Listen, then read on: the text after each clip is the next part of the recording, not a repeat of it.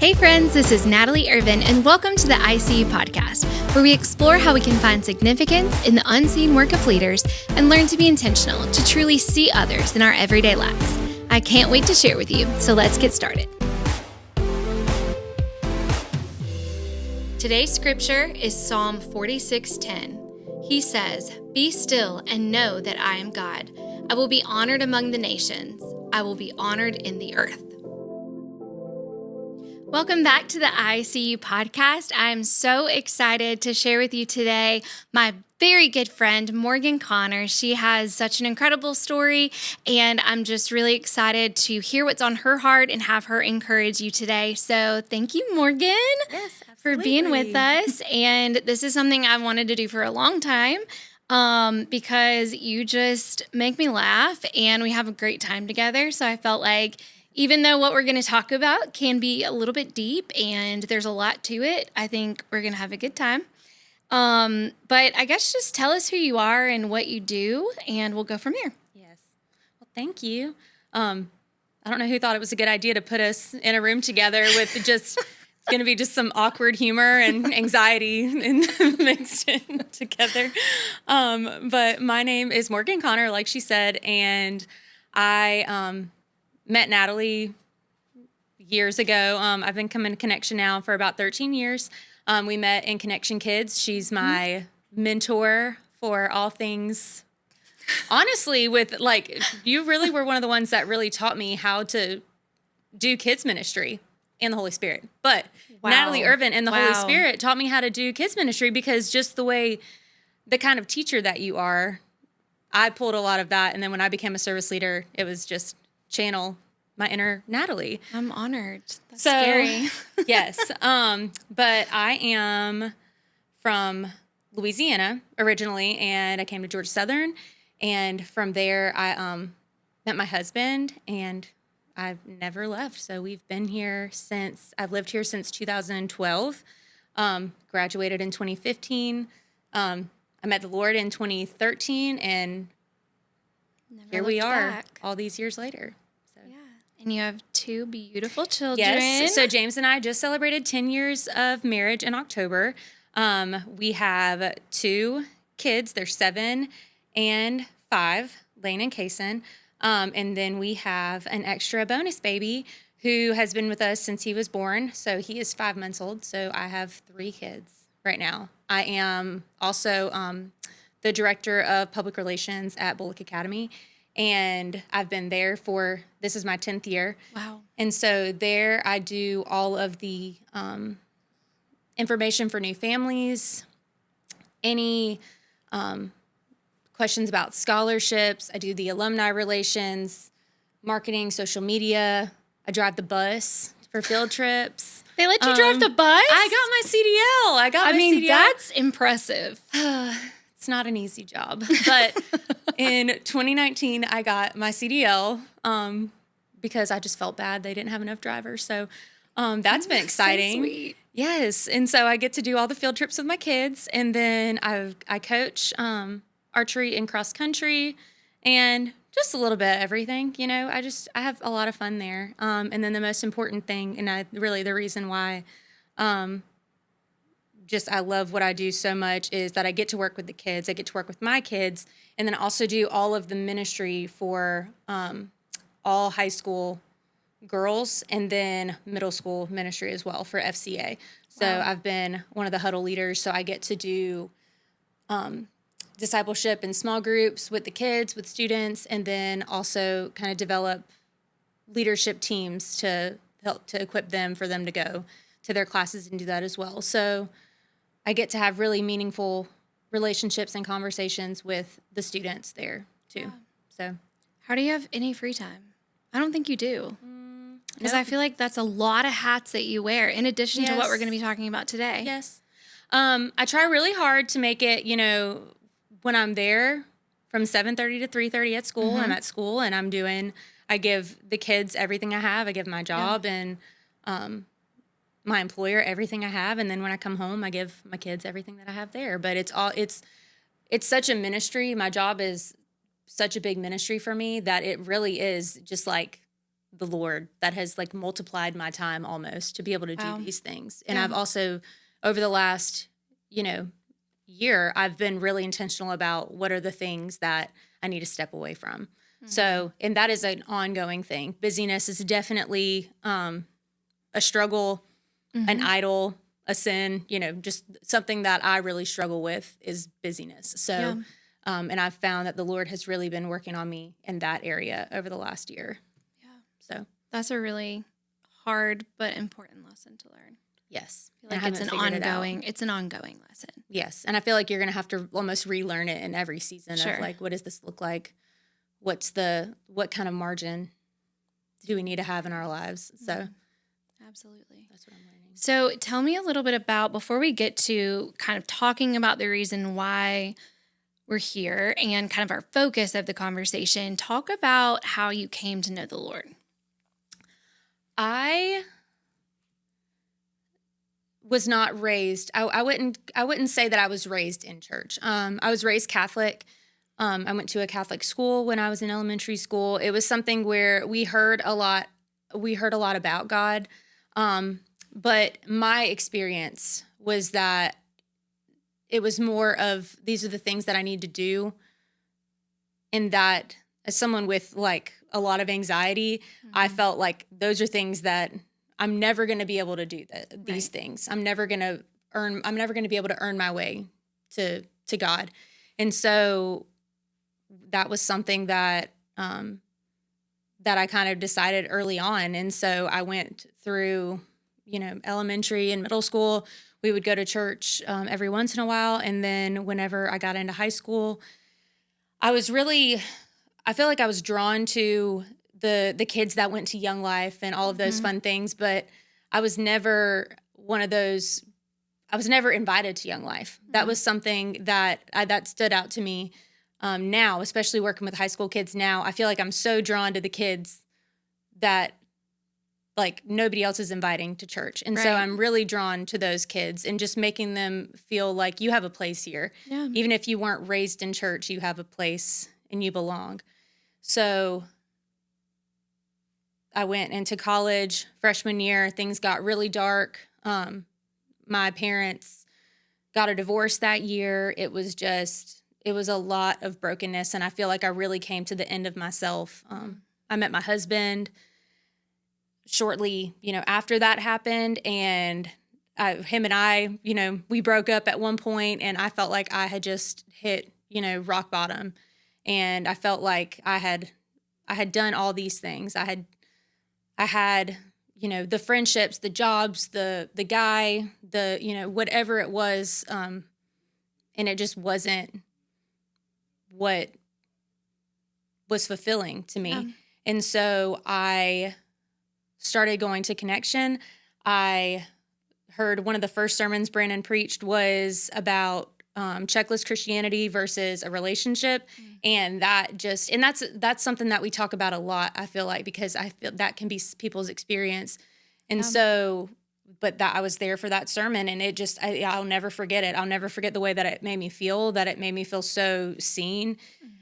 And from there, we talk a lot about Connect groups. And so I joined a Connect group. And the first night that I went to Connect group, it was the Christmas party. And so now being a Connect group leader, I understand how weird that is to just come like on the Christmas party night. Yes, on the Christmas party night. Like that's not where you welcome somebody new. Right. Like that's kind of where you're building the friendships that you already have. Right. And so, but they were so kind and so gracious, and they welcomed me in. And I guess I had this feeling in me that I couldn't wait until January to start. So I went to that first Connect group. I borrowed my roommate's Bible because I didn't own a Bible. And I went to group, and they did a Secret Santa thing, which was even worse because I didn't know about the Secret Santa. But my Connect group leader, she brought me a little gift, and then we played Salad Bowl, which is like the Connect group game. Connect group classic. Yes. Yeah, it still is. We still play Salad Bowl. We love it. Or dump truck, as my sister-in-law would lovingly refer to it as. Because she can't remember Salad Bowl, so it's like always these random. Salad Bowl, Fish Bowl, whatever. Dump truck. If you don't know, ask somebody. And so we we played salad bowl, and then we opened Luke, and I was like, I have no idea. Where's Luke? Who's Luke? Yeah. Is this even in the Bible? Right. Had no idea. And so we opened up the Bible, and it was the Christmas story. And so I had heard that, like Right. I had been to church enough to know that part, but I just didn't, it was so evident to me that I was never somebody that struggled making friends or having these relationships, but I just felt like this is so different. This is so different than anything I've ever experienced in my friendships. It just felt real and true, and the women were just so different from me, from Right. who I was. And I was like, what is it about me that's so different? And I was not a believer. And it was really evident to me in that moment, but it wasn't until I put myself in a room with Christian women that I really realized how lost I was. Yeah. And so from that moment, it was like, that was kind of the beginning of, I went to Books A Million in Statesboro, and I went to the Bible section, and I didn't know that there was a million translations of the Bible. So I got myself a King James version. Oh man. And bless your heart. couldn't read a word of it. And so, but I sure tried. I went in and I highlighted it. And I even pulled out the Bible the other day to actually do some Bible study with my middle school kids in FCA at school. And I looked in it and I said, man, how cool is it that that's the Bible that I would use to do a lesson. And so anyway, my husband bought me an NIV, and the word became much more clear to me. And then obviously through just getting plugged in, serving, joining a connect group, just being really changed. It was, and I just saw the Lord like slowly pruning these things like in my life. And I just found, such joy and purpose in being with other people who also love the Lord. And so it was, as anybody knows who's been walking with the Lord, like it was not an overnight process, Right. It was things slowly I started to change, and I still obviously am being sanctified. There are so many things in my life that have always been a part of my life and who I am, but that the Lord just continues to convict me and make me more like him. So that was, math is hard, but that was 13 years ago. So it's been really a very cool, journey with the Lord, and just seeing, I wish that I would have come to faith earlier in my life, but I'm so thankful for all the experiences that I had before Christ that has made me he's redeemed everything. Absolutely. And that has been, I wouldn't trade that, because the Lord, he knew the types of things that I would struggle with, and he knew the type of people that I would be in contact with, and he's used it all for good. Yeah.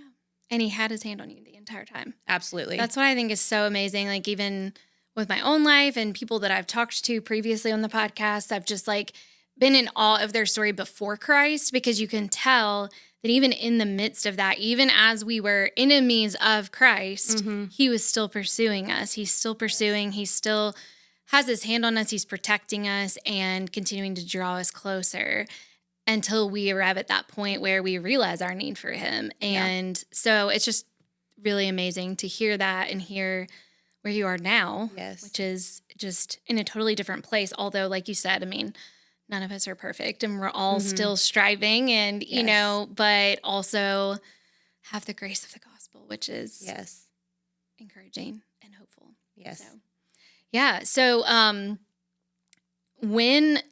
you've been coming to Connection for a while. Fostering is kind of where we're going to land today, just talking about that component of your life. And there's so many hats that you wear that we could probably talk about each one individually as its own episode. But but fostering is a relatively new thing that's happened in y'all's life that has been kind of you've been led up to this point. So it's not something that just came out of the blue. It's something that God's been really working on you and in James's life to bring you to this point now where you actually have a foster child in your home. So kind of explain that process of how you even got involved with that. Where did you become aware of that need? So I'll say, before we get on the topic of foster care, I'll say, like you said, I'm very new to the foster world. We've been involved for about a year and a half. And it's become a huge part of our lives. If you spend any more than 5 minutes talking to me, we're going to end up talking about foster care, because the Lord has just, I'm blown away by the way the Lord has worked in my life. With that being said, I don't want my experience of foster care I don't ever want to generalize it, because you really can't generalize foster care, because there's no case plan, there's no two children, none of it is the same. And I feel like the least worthy person to be able to talk about this, because of the women that that have mentored me and who have led me through the really hard days, and who helped me understand what it would take to say yes in the first place. And so to honor, their experience, because I've had a child in my home now for 6 months, and there's some of these moms have had kids in their homes for years, the same kids for years. And so I don't ever want to be the one who is speaking on behalf of foster care as a whole. Because the Lord, I'm still very much on the front end of it, where the Lord is teaching me so much, and every single day is different. And every day I have a different struggle or something different that I'm thankful for. And so there's that. And then I also, something I learned really early on was that everything about foster care is a both and type of situation. There's very little that is either or. And so as I'm talking, this is what my experience is. And sometimes when I'm talking about it, it's almost like I'm hearing from the Lord in real time. So that's kind of intimidating when you're talking about this, because your experience with foster care is also true. And then my experience is also true in what has happened. And so both things can be true at the same time. And I think a lot of foster care is living in that in between, in the tension that both things exist, and they're both true. And so, I just want to preface it with that, because I think that's important to note.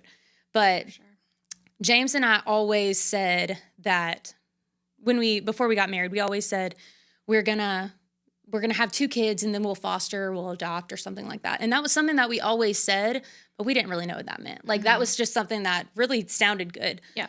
But it was, looking back on it, I'm like, the Lord was kind of preparing our hearts for that. And so,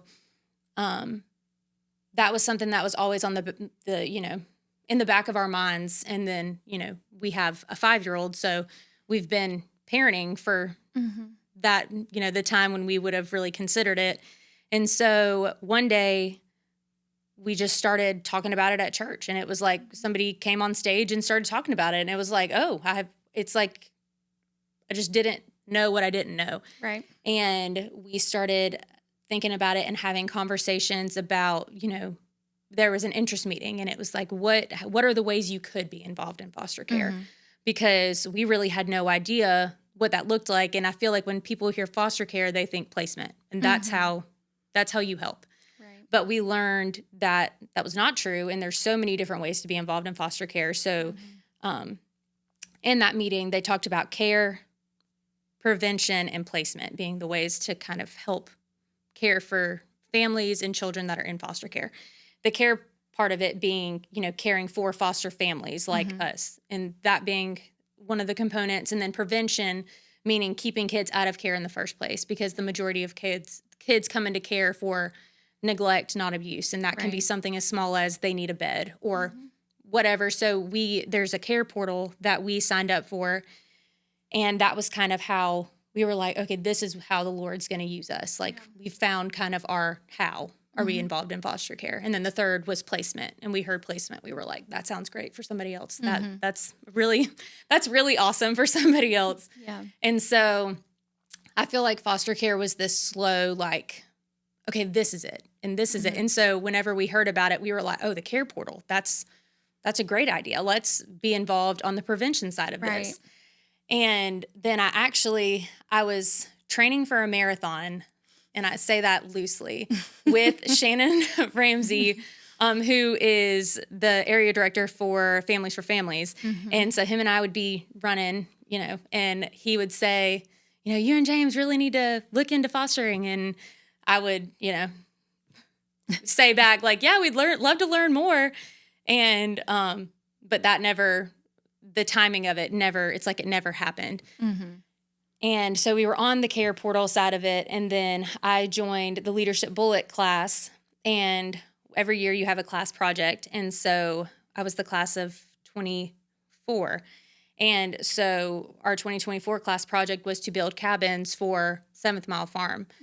So our class collectively raised money to put extra cabins out at the farm. And for those of you that don't know, 7th Mile Farm is an extension of Fostering Bullock, and they host foster camps throughout the summer for kids who are in care. And so they have a teen girls, a teen boys camp, and then they have a co-ed camp for 7 to 11-year-olds. And so there's camps that are out there throughout the summer, but they're limited by the amount of space that they actually have to house the kids. Right.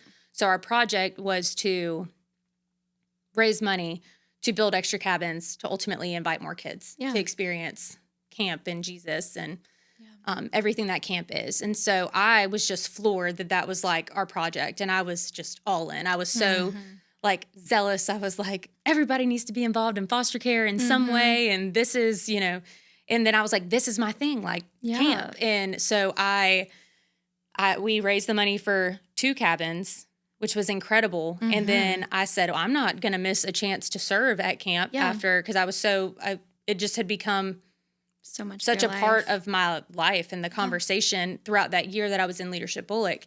So I get to camp, and camp changed my life. I was a cousin at camp, which means that you are there full time for it's 4 days with another camper. You are paired with a camper 1-to-1, and you are that camper's person for 4 days. And it was the hardest, the best. I mean, it was incredible. I can't explain it other than like heaven on earth. You have every type of kid, every type of volunteer that are there just like loving on kids for the sake of the gospel, and to just make them feel loved and valued. And so for me, I left camp feeling like this is what I'm supposed to do. Like this is where all of this has been leading to this place. Tell me about really quick, like, what were some of the conversations that you would have with that camper? Like, what were your interactions and your relationship like? I was really mom for 4 days. So like it was even like before bed, we would all say our prayers together. And I learned a couple days into it, that she was not able to read. So as a 12-year-old, she wasn't able to read. So her and I, once I became aware of that, her and I were really able to bond over. They get these little letters and camp mail and just things to kind of that they can take home with them. And so once I learned that about her, I was able to understand, like, this is why maybe she's acting this way in group setting, because ultimately she's embarrassed. Right. And so I was able to, whenever she would get her camp mail, we would go outside and her and I would read together, and her face would light up and she would cry at some of them. And just to be able to just love her. It wasn't like these groundbreaking gospel conversations that we were having, but just to be a safe adult, honestly, to be a safe woman at that. And so to be able to sit with her, and when she cried, just to be able to kind of just to sit next to her and, be present. And to hold her and, whatever it was that she needed in that moment, just so she could kind of work through some of the things that she was dealing with too, because she is one of 5. So she's the oldest of 5 siblings, and she lives in a group home that keeps siblings together. So that's really special that she can be with her siblings, but it doesn't take the place of a mom. Yeah. And so I could really tell that was something that she needed, was just for me to be mom. Yeah. And that includes rejection and all the other things that go with being mom when you have these kids. But just the biggest thing that I took away from that was just, what is your motivation? And is it genuine, or is it selfish? Are you doing this to make yourself feel better? Because when I left camp, I didn't feel good. I did not feel good about myself. I felt like this is it. This is all that I have to offer these kids. And it's like all of my daughters that I had in my cabin, there was 8 of them, it's like, and I remember their names, and I got to pray with them, and I got to figure out what their favorite things were, and just learn their hearts. And they were just the most incredible girls that changed my life. And they just were gone. And I was like, I don't know where they're going. And so you couldn't protect them at the end of the day. No. So and there was nothing I could do. And so I didn't leave camp feeling good about myself, feeling like, man, I really did something. And at the end of the day, I think that more than anything, they just needed people who were safe. Yep. They just needed to know, like, when they asked, are you going to be at camp next year? Like, if I said yes, that it was going to, that I was going to be there. Trust you. Yeah. Yes. And so that was the biggest thing, I think, is just being present, was just letting them be kids, was just letting them, even something as simple as, you know, my camper really, she lives in a group home with 14 other kids. And so her and I, we got in the canoe and we just rode, and just the peace that came over her. It's like, can you imagine being in a house with 14 other kids and just like being able to just sit and just be a kid, and you don't have to and have one-on-one attention. Yeah. Like, that's powerful beyond anything else. And so that, I mean, it just changed my life, and it made me a better mom. It made me more compassionate. It was everything. And so the next camp was RFK, Royal Family Kids, that came the next month.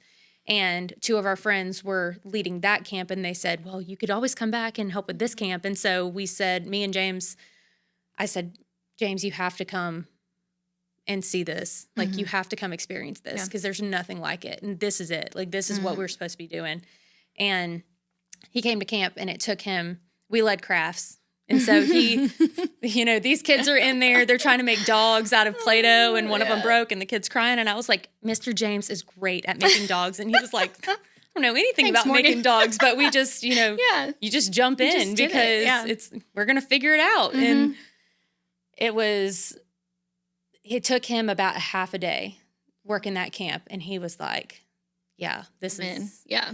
And it was like, so we thought, like, this is it. We're going to be craft leaders every year at camp. And we were like, it just felt, it was so clear. It was the most exhausting, emotionally, mentally. Like, it was just, I mean, it's a lot. You have to be on, and you're giving these kids everything that you have for 4 days. And, you know, what I love about camp is that nobody even knows you're there. Like, no, you're not it's not on social media. It's not on, like, you're there to love these kids. And any other reason, you're probably not going to make it very long, because it's a lot. And so that's one of the things I love about camp, is that it's you and these kids and the people that are there. And let's just show these kids all the love we can while we have them. Yeah. And so a few months later, James looked at me and said, I think we need to call Shannon and have a conversation about becoming a foster home. And I was shocked, because it was something that I had felt, and that I would have been, and James was like, I just want you to pray about this. And I was like, I mean, I'm here. I'm already there. Like, I've been here, but it's not something that I wasn't going to voice that, because being a foster parent is not something you bully your husband into. That's something that the Lord really has to bring you both to the same place. And God was so good in bringing us to that place together of understanding, you know, this is where you're leading us. And we don't know what's going to happen from here, but we know that we're supposed to have a meeting. And so that's what we did. October, it was right before Helene hit. So I guess maybe late September. I think September 27th was the day that we met with Shannon at Elsom in Statesboro. He went through the packet with us. And by the end of it, we were like, we don't know if we're supposed to become a foster home or not, but we know that we're supposed to sign this letter of intent. And like, that was the next step. And it wasn't saying, all right, you're getting a kid next week. It was like, okay, yes, just the next step. Let's do the next thing. And that was kind of, we learned that there's two different ways to have children in your home, and that was through respite care and then a placement. And so respite care is kind of where, you know, James and I went on an anniversary trip in October, and we had to send our little boy somewhere who is a certified foster home, because it was more than, you know, a weekend.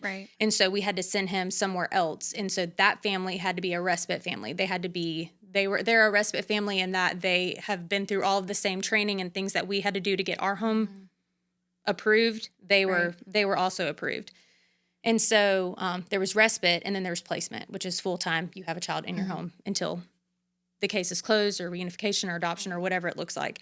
And so that is what we went into it thinking, respite. Like, we can definitely, like, respite's something we can say yes to. Yeah.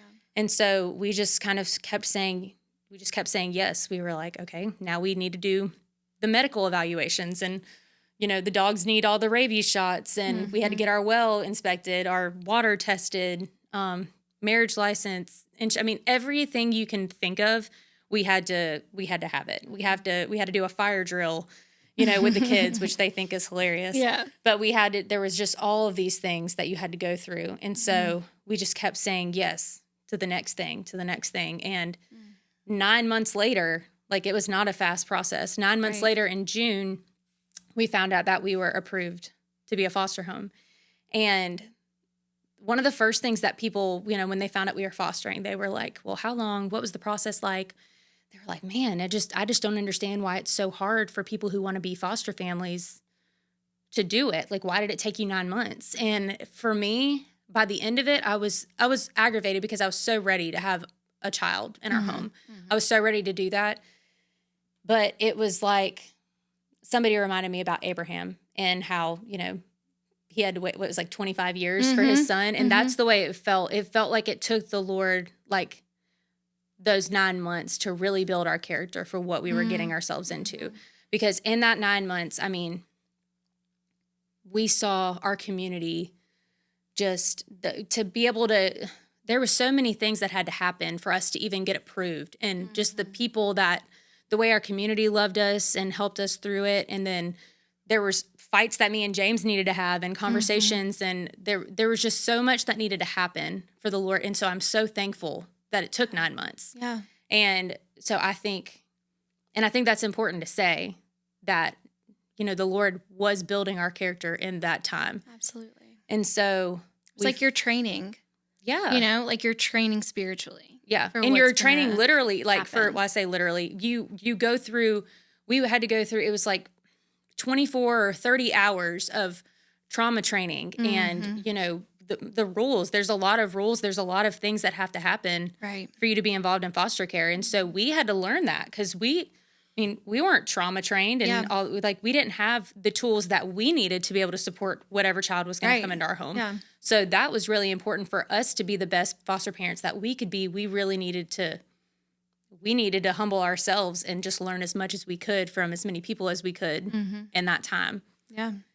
So in June, it was Father's Day weekend. We found out we were approved, and we were so excited. And we went to camp. It was like right at the year of RFK. And so we went into RFK just so excited, to be able to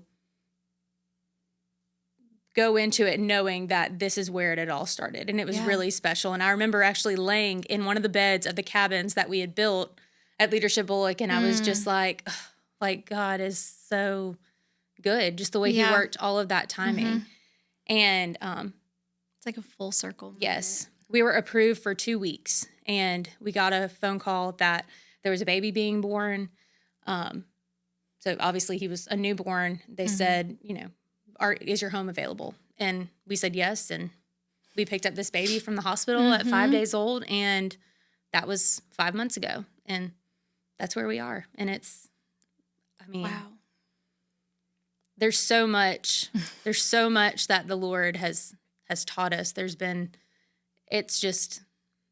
I feel like when I first started coming to church, and I want to say even maybe before I got saved, I was like, I need to serve because I wanted to be involved. And I knew that I want to serve. And so I started I've been serving in Connection Kids since December of 2013. Wow.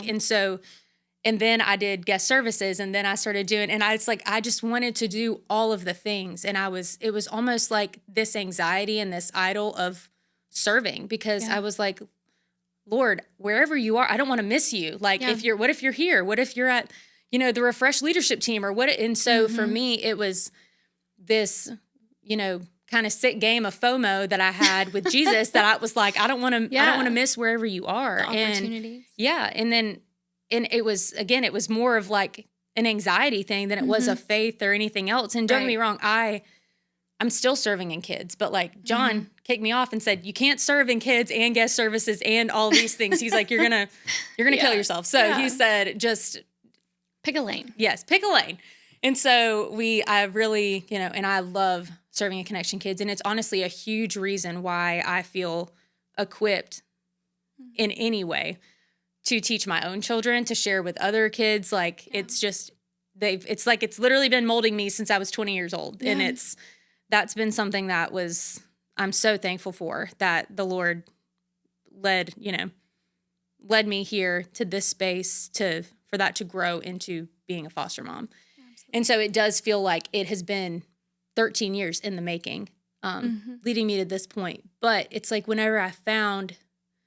the Lord led us here, it was like, don't get me wrong, I want to be at all the things, but if I'm not, it's like I know that I'm doing exactly and I don't need to be on every single team that's doing every single thing in the church, because this is what I'm supposed to be doing. And this is like loving these kids, and whoever the Lord brings us that's what I'm supposed to be doing. And so that's such I can't even explain like the relief that is for me to be able to experience that in that way, to just know like I'm not missing it, like I'm right in the middle of it. And that's amazing.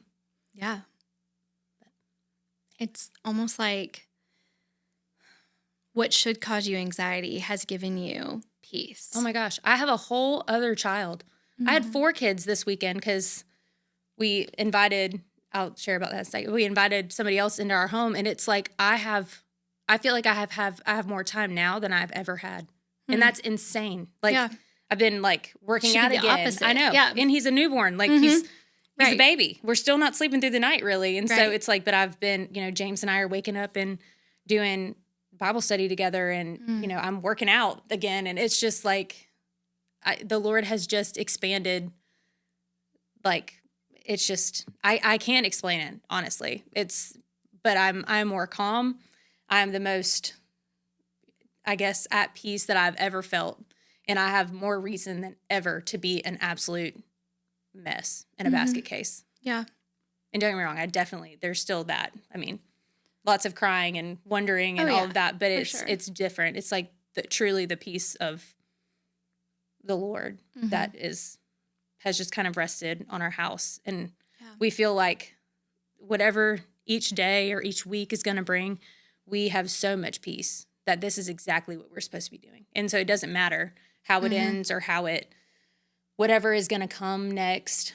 It just doesn't matter, because we know fully that this is what we're supposed to be doing. And it's like I want that for everybody. I want everybody to experience Well, even that. Listening to you, and I feel like it's emotional, and I'm obviously trying not to get emotional, but at the same time, I think, you and I have both shared our struggles with anxiety quite a few times with each other. And I think that when I think of peace and quiet, and I think of a peaceful place, I think of somewhere where I'm alone. And I'm, for example, at the beach, where my parents took me on that trip. And like, that's the first time I felt peace in so long, like true peace. And so, but my ultimate desire is that the Holy Spirit would bring peace into my life every day. Wherever like you are. Wherever I am, whatever the circumstances, wherever He leads us as a family, like, that is such a beautiful representation and reminder to me that, like, the Holy Spirit can do that, and He will do that. We just have to lean into that. We have to ask Him for that. We have to trust Him for that, which is the faith component that oftentimes when you have anxiety, you lack that, because you're just like, there's no way that I'm ever going to feel that type of peace. Yeah. And then there's the shame component, because if I really did know the Lord. Right. If I just had enough faith, I could get a handle feel on this. That. Yeah. Yeah. So to me, it's just like so encouraging. And I hope that other people feel that encouragement of it's possible, even in a chaotic time that should be the opposite of peaceful. Yeah. That you're experiencing that in such a tangible way. It's and really I think too, it's worth mentioning that the peace does not negate like the rage that I feel also at times. Course. And like everything else, it's like, it doesn't mean that I'm necessarily happy or, we talk a lot about the difference between, joy and happiness and peace. And like, we talk about the difference in those things. And those are things that are very much a huge part of my life, is like the rage that I feel for like the injustice of it all or whatever it looks like. But the peace of knowing like God is still good. And this is still where we're supposed to be as a family. And you're walking in what, we heard a sermon just Sunday about walking in your anointing. And to me, that's what y'all are experiencing right now, is that transformation of here we are. And then the Holy Spirit's moving and he's just taking you one step at a time. Yes. In that. It was an incredible sermon. It was. And I do feel like it highlighted so much of your experience. Yes. That was huge. Which is so beautiful. And so I guess, thinking about like, you've shared kind of some of the things that you've learned through the experience, but like your experience working with other organizations, like I know that you've been very involved with Catherine Tootle, and you've been involved with other organizations that support fostering. And can you kind of talk about that, of the support that fostering families can have or that you can be involved with if you are a foster parent? Yes. So it was so unexpected to me that when we said, I don't know why it was unexpected, but one of the reasons we got into foster care is that Catherine was a huge part of why I became a foster mom, because she's an incredible mom. She is. She's an incredible influence for me and for my kids. And her story is not pretty at all. And so if you would have seen her when she was in the middle of that, you would have never guessed that the Lord would have used her here. Absolutely. And so that was the heart I went into it with, is like, I want to help moms like Catherine, who are wonderful people, wonderful moms that are so bound by addiction or mental health or whatever that it is. Those are the moms I want to help. I want to help because God wants families to be whole. And like, that's what I wanted when I got into this. I said, that's what I want to do. Yeah. And so when I got into this, Catherine became one of the most important people in my life, because that was not a part of my story. And so for me to be able to have have compassion and have any level of, I guess, knowledge of even what all of that looked like, what a life, bound by addiction looked like, and then what recovery was possible and what the recovery options were. I mean, I had no idea. So I was really counting on her to educate me in a lot of ways. Like, what does this look like? And she's such a wealth of knowledge. Oh my gosh. Yeah. She's so gracious. Absolutely. Because I'm like, Catherine, I know that this is not politically correct. I know that this is not the way I say. I'm like, but help she's me. the one you want to talk to. I was like, I just want to learn as much as I can, so Absolutely. I can help these moms and these dads that need help, whose lives matter just as much as the kids. Absolutely. And that's an unpopular opinion. It's hard to remember that in the moment. So when you're able to go into it knowing this is going to be my perspective and the Lord's going to have to help me with that. But at the same time, I know that God's design is that families are unified to the best that it can be, in a situation that's healthy, just like Catherine's was. She went through the steps. She did what she needed to do. And of course, we share that on the podcast as well, Catherine's story. And it's just mind-blowing when you think about all that God can restore and reconcile. And so coming into it and knowing as much as you can is very smart. Yeah.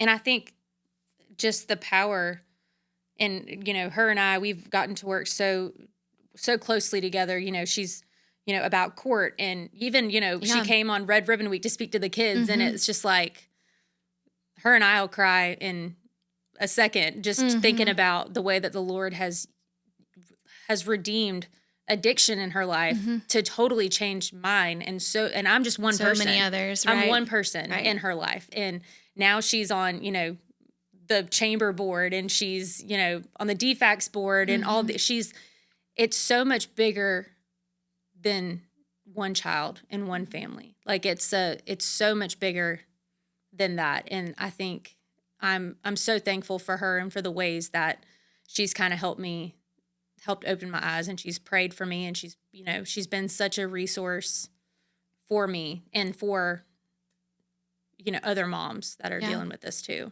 Absolutely. So. She's incredible. And I think with families to families too, obviously that's what y'all chose to go through to end up fostering.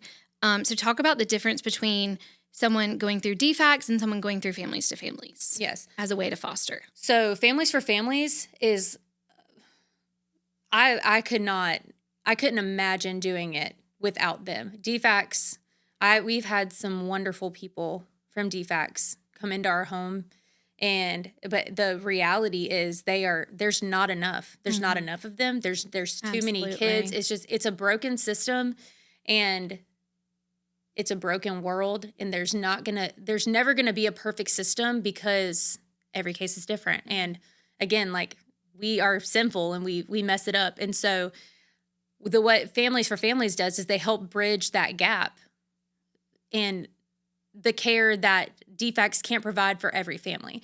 So they helped us find, once we got a placement, they're at our house once a month. They bring diapers and meals, and they're always, they're so wonderful about, just reaching out and checking in.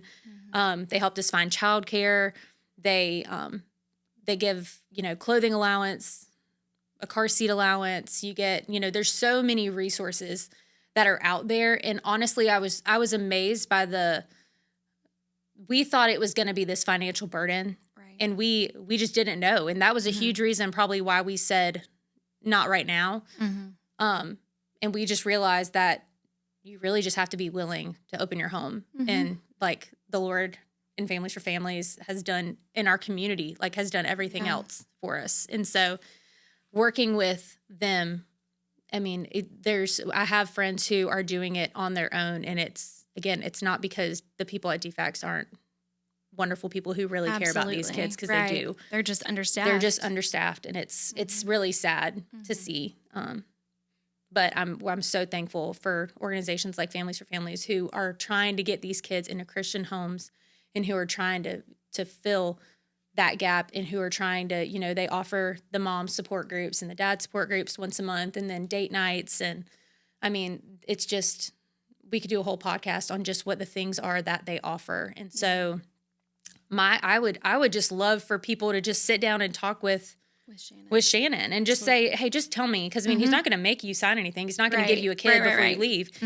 But just to be informed, like, what are your hangups? Right. Because there's probably a solution that's really simple, and it's not to all of them. There's still going to be a level of, trust and work on your part. But that's kind of what we found, is we were like, wow, there's a lot more support than what we thought. And we could not do it without them. Right. Because it's hard. Absolutely. It's hard on your own. Yeah. I mean, and I can't even imagine. Yeah. I went to the interest meeting, and I remember, because John and it was just a discussion that we had, and we're like, you know what? John's been to many interest meetings because he would kind of open church and make sure everybody had what they needed. And so he would just kind of stand in the back and listen. And so he's like, you should go to one time. And so I went, and, I might not have been in the best place to be attending an interest meeting, but I walked away and I was sweating, and I was like, nope, I can't do this. Like, this is so much. I would never be able to do it. And I know that it was like, probably just the season that I was in, and I was thinking too much about all the what ifs. I think that sometimes you can get, especially when you have anxiety, you can get hung up on the what ifs. You can get hung up on, I'm not equipped for this. I'm not prepared for this. And I think it goes back to Jordan's sermon, is that when something requires faith, a lot of times it's when we get to the end of ourselves and we know we can't do it. We know we're not equipped to do it, which is why the Lord provides us everything we need in every step, and the people that we need to help support us. And that the what ifs are there, of course, but when you focus on, but God has done this, and this every step of the way, then the what ifs start to become less noisy, and the present becomes more meaningful. One of the things that one of my mentors told me, and I think, I'll never forget it. She said, saying yes to Jesus is never risky. And I was like, And feels risky. And risky, I mean, like, risky by the world standards. Like, absolutely. It's like, absolutely. I mean, we were talking about Elisha this weekend, and it's like, I mean, I think he felt like there was some risk there. Sure. But whenever you know that Jesus, you are being led by the Holy Spirit, it doesn't feel risky. It doesn't feel like, yeah. I mean, you know that he's going to meet you there, like Right. when you're following the Holy Spirit. And so that I think that truth just totally, because it was like, I don't have to have it all figured out because I'm not taking a gamble. Right. Like Jesus has already promised, like these are the promises, and I just have to walk in that. But getting there, it's the kind of trust that we've experienced in this. It has been constantly coming to the end of ourselves and constantly being like, well, I'm a pretty loving and compassionate person. I like to think that I am. And so I can see how it's like, well, I can love somebody up to this point. And then it's like, and I've experienced a lot of that with a lot of the different kids that we've had, is like, anything more than this, Lord, it has to be you. And we've really, that's been really what we've been struggling with, is that, or I have been struggling with, is that kind of trust. It's not like the pretty kind of trust. It's like the trust that makes you wonder, like, do I actually believe what I say I believe? And when you get there to the end of yourself and you're like, okay, God, we sing about this and all I have is yours and, you know, your will and all but when it comes down to it, is that what you really believe? Yeah. And it's walking in that belief every single day, like surrendering that. I was telling John that there was an older lady who worked with me, and we shared a classroom for the entire year last year.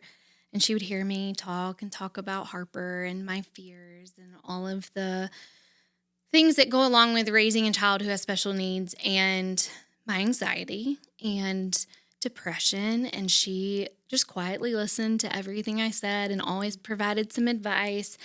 And then there was one day that I was particularly worked up and nervous about the summertime. And I remember her slamming her hand down on the table. And this is the sweet, sweet grandma. I mean, reminds me of my grandma. And she just slammed her hand down and she said, "You have got to trust Jesus." And I just looked at her and I'll never forget it. It's like one of those moments that like I'll never forget, because I'm like, part of me was like, yes, ma'am. And the other part of me was like, I don't know if I can. And so like, then and you don't know what we've been through. And well, and also like really questioning my heart of, do I believe what I say I believe? Because there's part of me that's like, I don't know that I can, Miss Powell. Yeah. I don't think you know me. Like, I don't know if I can get there. And that's always been something that repeats in my mind when I'm faced with so much anxiety, almost debilitating, is like, you have got to trust Jesus. Like, that is the hand slapping on the table moment of snap yourself out of this. Like, you have got to just trust him. And during Jordan's sermon, that's what I was thinking, is what kind of anointing could I be walking in if I can just get to that place of knowing, yes, I believe it and I know it and I can walk in it. And I think it's going to just have to be a daily surrender. Yeah. Because what I've learned too about my anxiety is I think that that's my thorn. Like Paul talks about his thorn. Absolutely. And I stopped praying a long time ago for the Lord to take away my anxiety, because I've kind of learned that is like where his power is made, you know, his strength, you know, in my weakness. And that's one of the things that I learned. And so I think about that when you say that too. I saw it was like something funny on Facebook, but it was like, you sure are acting wild for somebody who Jesus has never failed or something like that. And I was like, it's so true. Like, that's true. You know, so true. And he hasn't, but it's like, but what about here? And that's the part that. And what if this new really scary uncertain. thing? Yeah. Yeah. But trying to remember that. And life is really uncertain, but I guess what in a really positive way has surprised you on this journey? What's been something that like you just are like, yes, I love this? There's so much that I love about it. But I think learning that foster care, the benefit that it would have for everyone around us, you know, the lives that these kids would change, you know, for the people around us and my kids and, you know, my mom and just how just watching the Lord change her heart in it, and just people just, I think, just seeing it from a different perspective, and really making people look. I think one thing about foster care that's really hard is that it's really easy to not look at it, because there are rules with privacy and things. So you can really go through your life without having to look at foster care, and that be something that is really impacts your life. You know what I'm saying? That's something that we did for a really long time. We just didn't know, because it's not like you can put these kids up here and say, hey, these kids need homes, because that's illegal. And so I feel like to really have to look at them and see that they're just kids. Like in foster care, when you say foster care, it's so ugly and it's so big, and people jump to all of the absolute horror stories that they've ever heard. Right. And that was one of the things that I just had to get over when we started, is they were like, well, my great aunt's cousin, it was Everybody has a story. Everybody has a story. And it's like, it's just not helpful right now. Right. For us right now, because it is so hard and it can be so isolating. But one of the things that has been really cool is just seeing other people look. Just look at them, learn their names, learn what their favorite things are, and that they're just kids, and they have stories, and they are made in God's image, and that is one thing that has really, I guess, surprised me, in really positive ways. Just seeing other people really challenged by it too, like, what are your beliefs about this, and does it need to be checked? Because at the end of the day, these children are made in the image of God, and they are just as worthy of so love. worthy. It doesn't make them their stories in the mess. Like, God loves messy That doesn't things. define them either, moving forward in their lives, And I feel like, as Christians, if we are to love people the way that Jesus says we're supposed to love them, it's that means them too. Even more so. Well, I mean, he's very clear in the Bible that the orphans and the widows, I mean, that is said over and over again. Yes. And so I think just people understanding and being willing to be with these kids and to get to know them, and all that has been really cool. And then, but the benefit to my kids, one of the things that I heard so much when we started, and I was so uncertain, because, when you're an anxious person and then you have kids, and the anxiety really just, what about my kids? And what if this happens to my kids? And what can I not control? It's like, at this point, the anxiety is really not about you at all. It's about your kids. Yeah. And so that for me was like, Lord, I don't want to say yes. I don't want to be obedient at the expense of my children. Sure. And that was something that I felt and that I said over and that I really wrestled with. And people would ask, well, what about your kids? And I'm like, well, what about them? What about them? And I was like, oh yeah, those guys. Yeah. Like, it's like, that's all I thought about is like, what about my kids? And we were really intentional about seeking like wise counsel about, okay, what are our yeses? What are the things? Because there are kids who have really severe, learning or mental or emotional disabilities that we knew we couldn't provide for that child the way we were supposed to with our kids too. And then also, trying to protect our kids as well. So it was like, what are our yeses? And so we established those. And so that was something that we asked, Shannon, we asked we don't know a lot of families who have biological children who are also foster parents. So that was something that we really had to pray through, and like, Lord, and it was so hard, because it's like those children aren't any less worthy of being in our home. Absolutely. And so it was just such a picture of the gospel too. Like, as messy as we are, the Lord still chooses us. Like, all the reasons why. He doesn't say, well, you struggle with this, this, this, and this. And so these are the no's. Yeah. And so it was really hard doing that to kids. But knowing what our yes was before we stepped in. But I've watched my kids, we've had just the blessing of having so many different kids in our homes. Like, I think we've had like 9 through respite or just like playing or placement or whatever it was. We've had so many different kids in our homes, and, just listening to them sing, Jesus loves me, to, a baby, like a 7-month-old that we had for a night, and, them sharing their rooms and their space and their parents. And Yeah. I mean,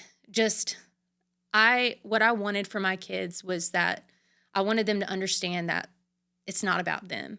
And that was not always easy, because I want them to have everything, but it's not about you. And through that, and me saying, it's not about them, it also, the Lord convicted me, and he was like, well, it's not about you either. Because there's so many times when I was like, man, life was a lot easier whenever I had, It was just us. Yeah, it was a lot easier before this. And I was like, Lord, what about these? And he reminds me, like, it's not about you either. But this weekend, we had, so my little camper that I talked about at the beginning, she's 13 now, and we had the opportunity to have her at our house. This is the second time we've had her to our house. And so we had her over this weekend, and we took her to see the Nutcracker, and we dressed up, and we went to dinner and did all the fun things. And, by day, Lane's so excited to have her. And then by day 2, they start fighting like sisters, and they are just like, she's so bossy, and she's, I was like, well, so are you. Right. And I'm trying to remind her, like, babe, she's the oldest of, 4. She's used to mothering. I was like, she's used to being, the mom in this. And she's like, I just didn't understand. And, it was just like fighting, like just the sibling, just them kind of getting on each other's nerves. Oh, yeah. And yesterday we had our Thanksgiving meal out at the camp. We have Thanksgiving with the kids, and so we invite all the kids that came as campers, and we invite them back to have a Thanksgiving meal. And so we were with her, and we brought her, that was day 3. We brought her back, and when it came time to leave, she, falls apart. And she's, she's in my arms, and she's just crying. And I said, I promise we're not going anywhere. We'll see you in December. We'll see you at Christmas. And she's crying, and I'm crying, and Lane is just in the back seat, just kind of watching, and she gets out of the car, and she gives her a hug. And whenever, I close the door and I go, and she looked at me and she said, I understand now. And it was like,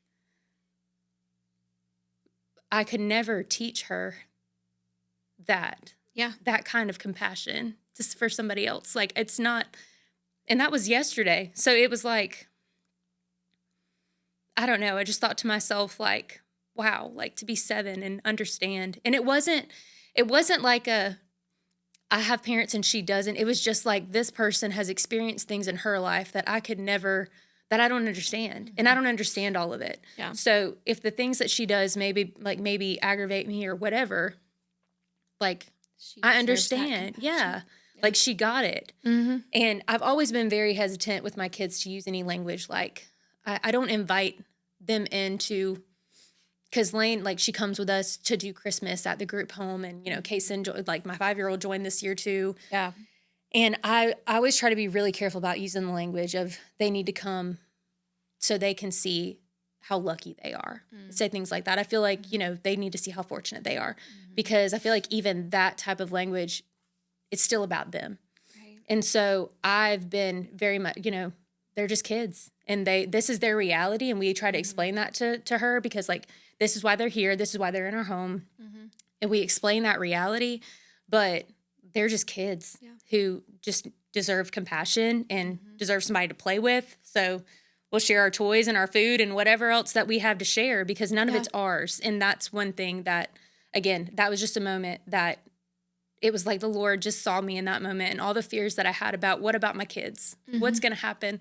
How are they going to be impacted? It was like the Lord was like, they're going to be better humans. They're going to be, I think there's few things that I could do for them that could teach them that kind of love. And so that was, I can't say enough about that moment. And I can't wait for my son to have, a moment like that. But I hope that is something that really, not get me wrong, she's immediately after, she'll be, selfish about something else. But for her to understand in that moment was really, she sees it, really special. Yeah. And I was really thankful for that. Yeah, that's beautiful. Thank you for being vulnerable. Yeah. And sharing.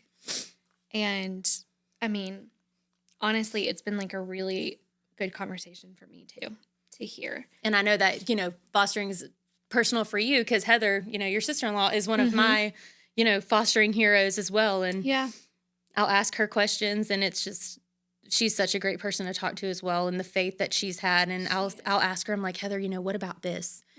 And she's like, the Lord has always provided. And it's just, every time I talk to her, I leave. And it's true. Just with it. Yeah.